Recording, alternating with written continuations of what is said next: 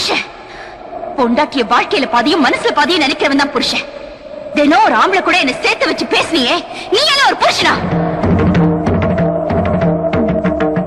கல்யாணம் பண்ணிட்டு வந்த இத்தனை நாள்ல சாப்பிட்டியான்னு கேட்டிருக்கியா? ஆசமா பேசிருக்கியா?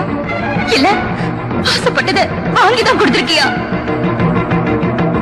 ஆபீஸ்ல இருந்து வரும்போது பொண்டாட்டி பூ வச்சுட்டு புருஷனை எதிர்பார்க்கறத பார்த்து சந்தோஷப்படுற ஆம்பளை நான் பார்த்திருக்கேன். யாருக்கா காத்துட்டு இருக்கேன்னு சந்தேகப்படுறியே, நீ எல்லாம் ஒரு புருஷனா?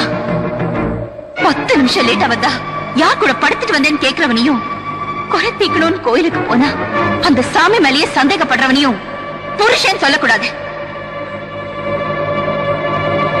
என்ன பொறுத்த வரைக்கும் நீ ஆம்பளையே இல்ல. அடே பாவி, எங்க மேலேயே பழி போடுறியே? பெத்த பொண்ணு மாதிரி பாத்துக்கிட்டோமே.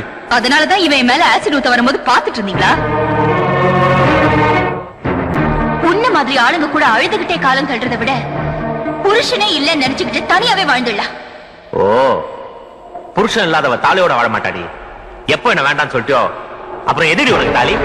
தாலிங்கிறது ஒரு பொண்ணோட பாதுகாப்புக்கு புருஷன் போட்ட வேலு. அதுவே கழுத்தை நெரிக்கிற கயிறா மாறிடுச்சுன்னா கழுட்டி எரியறதுல தப்பே இல்லை.